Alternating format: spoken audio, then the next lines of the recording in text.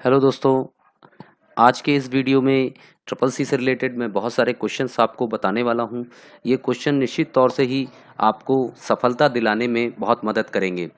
तो मेरे इस वीडियो को अंत तक ज़रूर देखिएगा और अभी तक मेरे यूट्यूब चैनल को आपने सब्सक्राइब नहीं किया है तो ज़रूर कर लें।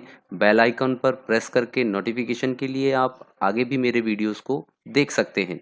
चलिए तो आइए शुरू करते हैं। देखिए, मैंने बहुत सारे क्वेश्चंस का कलेक्शन बनाया हुआ है आपके लिए। आइए देखते हैं, शुरुआत करते हैं। तो ये पहला क्वेश्चन दिया हुआ है, टीएफटी का फुल फॉर्म क्या होता है। तो टीएफटी का फुल फॉर्म, जैसा कि मैंने रेड कलर से इसको हाईलाइट किया हुआ है, थिन फिल्म ट्रांजिस्टर। ये मॉनिटर का एक प्रकार है। इसके अलावा भी मॉनिटर्स आते हैं, जैसे आपका एलईडी आता है, लाइट लाइट एमिटिंग डायोड। इसके अलावा सीआरटी जो अब बंद हो चुके हैं, जो आपके टेलीविजन के टाइप के हुआ करते थे। सीआरटी का फुल फॉर्म होता है कैथोड रेज ट्यूब। तो इसका सही आंसर है बी, ये आप देख पा रहे हैं। अगले प्रश्न की ओर बढ़ते हैं, देखते हैं। अब ये क्वेश्चन मेमोरी से रिलेटेड है। वह मेमोरी कौन सी है जिसमें मैन्युफैक्चरिंग के समय प्रोग्राम कर दिया जाता है। प्रोग्राम यानी स्टोर कर दिया जाता है। एक प्रोग्राम इसमें मेमोरी में स्टोर किया जाता है। वैसे ये मेमोरी रोम होती है। रोम का फुल फॉर्म है रीड ओनली मेमोरी। और इसमें जो सॉफ्टवेयर इंस्टॉल किया जाता है, वो जब कंप्यूटर में रोम लगाई जाती है उस समय ही इस प्रोग्राम को रोम में स्टोर कर दिया जाता है। चलिए आगे देख लेते हैं अगले प्रश्न की ओर। MICR का फुल फॉर्म क्या होता है। MICR का full form magnetic ink character recognition होता है। इसके द्वारा आपने देखा होगा, जो मैग्नेटिक यानी चुंबकीय स्याही से लिखी गई जितनी भी चेक, डिमांड ड्राफ्ट वगैरह होते हैं, उनको चेक किया जाता है और इसका प्रयोग सामान्यतः बैंकों में किया जाता है। ठीक है, चलिए आगे बढ़ते हैं। वैसे आपको बता दूं, MICR जो है एक इनपुट डिवाइस है। चलिए आगे बढ़ते हैं। बूट सीक्वेंस चेंज करने के लिए किसका प्रयोग किया जाता है, यानी किस उपकरण में इस चीज की चेंजेस करनी पड़ती हैं। तो बूट सीक्वेंस का मतलब है कि आपका जब कंप्यूटर स्टार्ट होगा तो उसमें हार्ड डिस्क है, सीडी है या पेन ड्राइव, किससे आप बूट करना चाहते हो, उस सीक्वेंस को किसके द्वारा आप चेंज कर सकते हो। तो इसमें सही आंसर है बायोस। बायोस एक प्रोग्राम है जो रोम में स्टोर रहता है और उसमें आप जाकर इस सीक्वेंस को चेंज कर सकते हो। तो इसका सही आंसर बायोस। इसका फुल फॉर्म होता है बेसिक इनपुट आउटपुट सिस्टम। अगले प्रश्न की ओर बढ़ते हैं। माउस, क्या माउस का बटन प्रयोग करके न्यू फोल्डर बनाया जा सकता है। बहुत इजीली आपको पता होगा, ये सही आंसर है इसका। ये बनाया जा सकता है। राइट क्लिक करके उसमें एक ऑप्शन आता है न्यू। जब आप माउस से राइट क्लिक करेंगे, न्यू आएगा। न्यू ऑप्शन पर क्लिक करेंगे तो वहां पर फोल्डर के लिए ऑप्शन आएगा, उस पर आप क्लिक करके बना सकते हैं। चलिए अगले प्रश्न की ओर देखते हैं। BCD कोड कितने बिट का होता है। तो बाइनरी कोडेड डेसिमल इसका फुल फॉर्म है और ये 4 बिट का होता है। इसके अलावा EBCDIC, तरह तरह के और भी कोड्स होते हैं, आस्की कोड्स होते हैं। चलिए आगे बढ़ते हैं, इसकी तरफ देखते हैं। इनमें से कौन सी डिवाइस लिखे हुए टेक्स्ट को इनपुट की तरह प्रयोग करती है, यानी कि ऐसी कौन सी डिवाइस है जो लिखे हुए मैटर को, टेक्स्ट को, वो इनपुट के रूप में प्रयोग करके कंप्यूटर में पहुंचा सकती है। तो वो है OCR।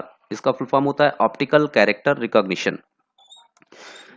दोस्तों, अभी तक आपने यदि मेरा चैनल सब्सक्राइब नहीं किया है तो मेरे चैनल को सब्सक्राइब ज़रूर कर लें। और इस पे आपको ट्रिपल सी के और सॉफ्टवेयर से रिलेटेड बहुत सारे वीडियोस मिल जाएंगे, जिसमें आप टैली है, MS ऑफिस है, लिब्रे ऑफिस है, आपका HTML है, C++ है, और ट्रिपल सी से रिलेटेड बहुत सारे वीडियोस आपको मिलेंगे जो आपको ट्रिपल सी की परीक्षा में पास होने में बहुत मदद करेंगे। चलिए अगले प्रश्न की ओर देख लेते हैं।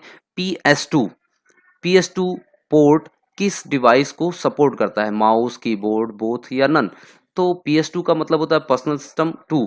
और ये एक पोर्ट है जो आपके CPU के पीछे आपको दिखाई देता है और जिसमें माउस और कीबोर्ड दोनों ही लगाए जा सकते हैं, बट दोनों के लिए अलग अलग 6 पिन पोर्ट होता है, 6 पिने का पोर्ट होता है। चलिए अब आगे देखते हैं। वैसे माउस अब ज़्यादातर डिवाइस जितने भी आ रहे हैं सब USB पोर्ट पर सपोर्टेड हैं।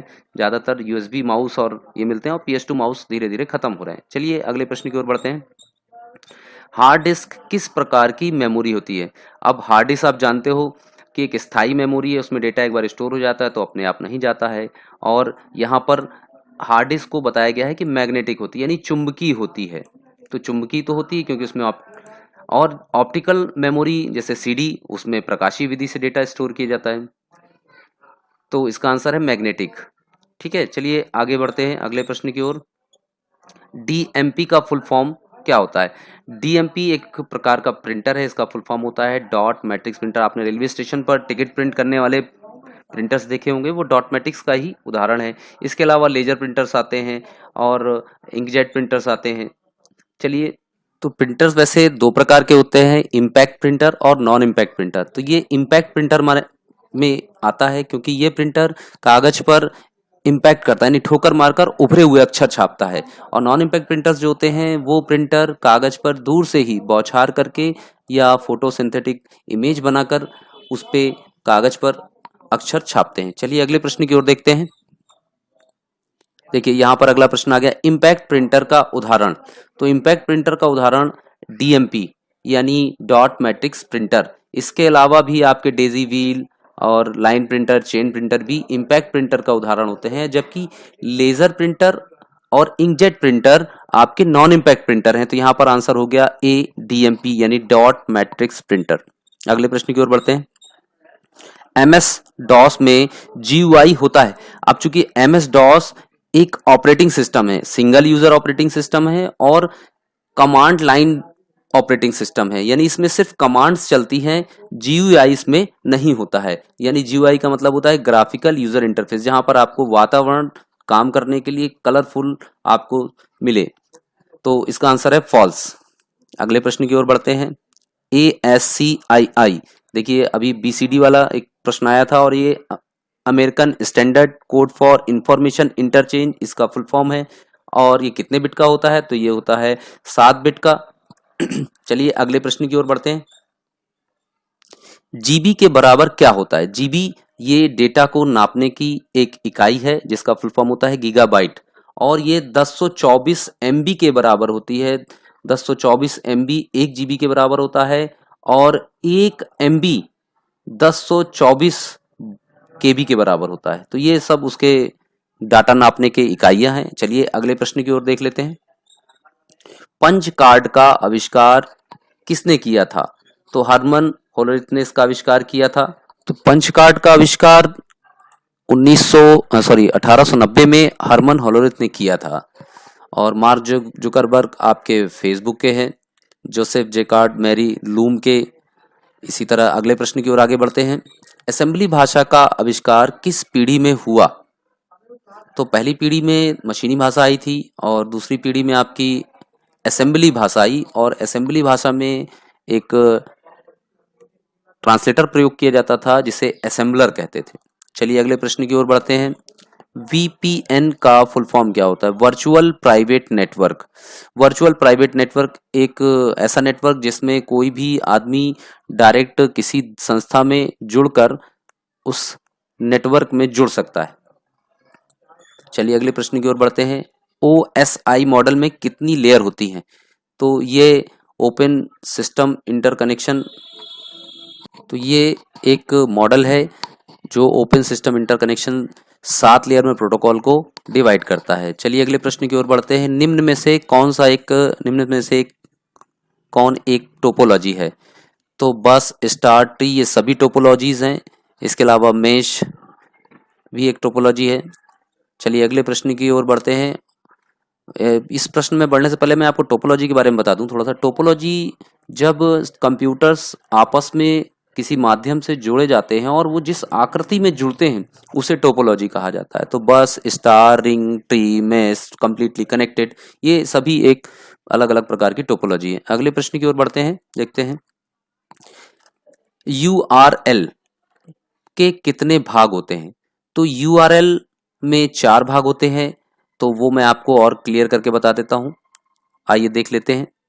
URL का फुल फॉर्म तो आप जानते ही हैं, यूनिफॉर्म रिसोर्स लोकेटर।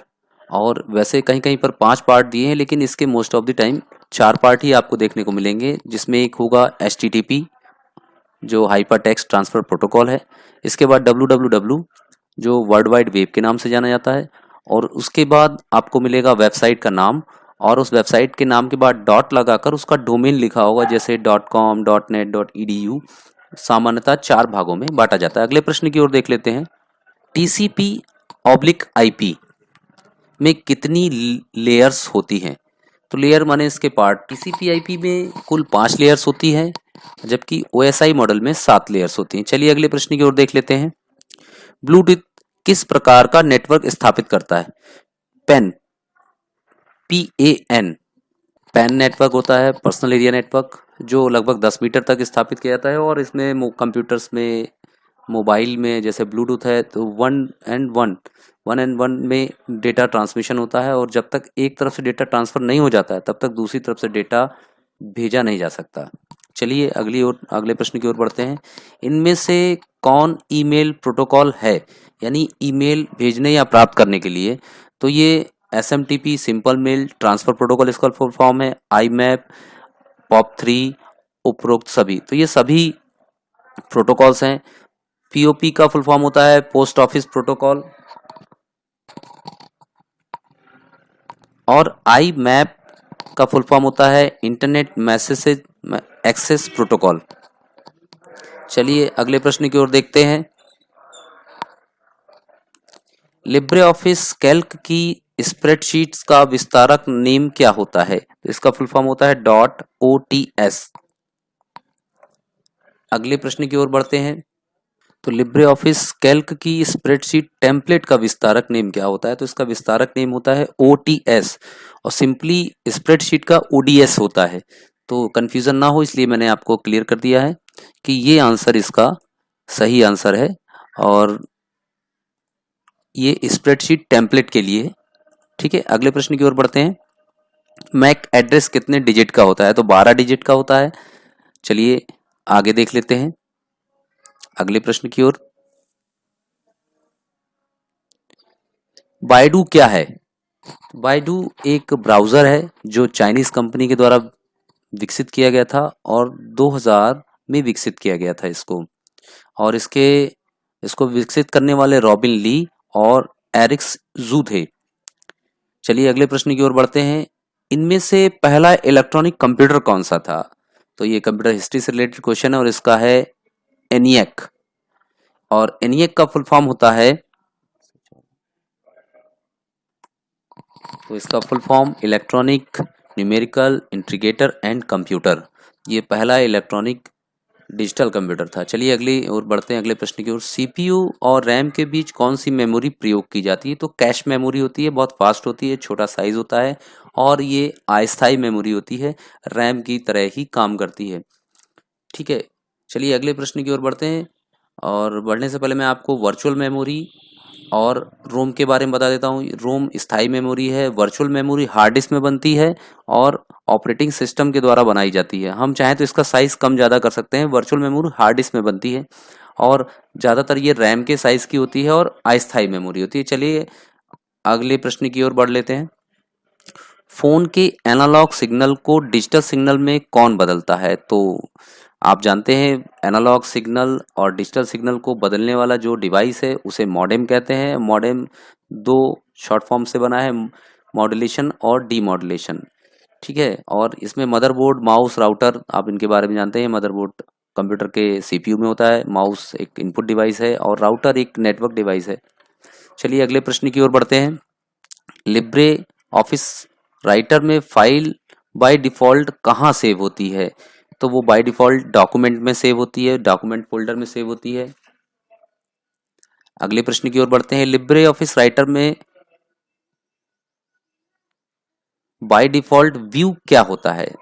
तो बाय डिफ़ॉल्ट व्यू नॉर्मल होता है। चलिए नॉर्मल व्यू होता है। अगले प्रश्न की ओर बढ़ते हैं। लिब्रे ऑफिस राइटर की फाइल का एक्सटेंशन नाम क्या होता है?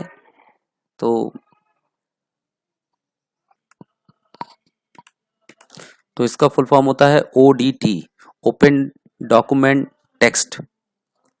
तो दोस्तों मेरा ये वीडियो देखकर आपको कैसा लगा कमेंट बॉक्स में ज़रूर बताइएगा और मैंने इससे पहले भी बहुत सारे CCC क्वेश्चंस पर वीडियो बनाए हुए हैं, आप उनको भी मेरे चैनल को सब्सक्राइब करके देख सकते हैं।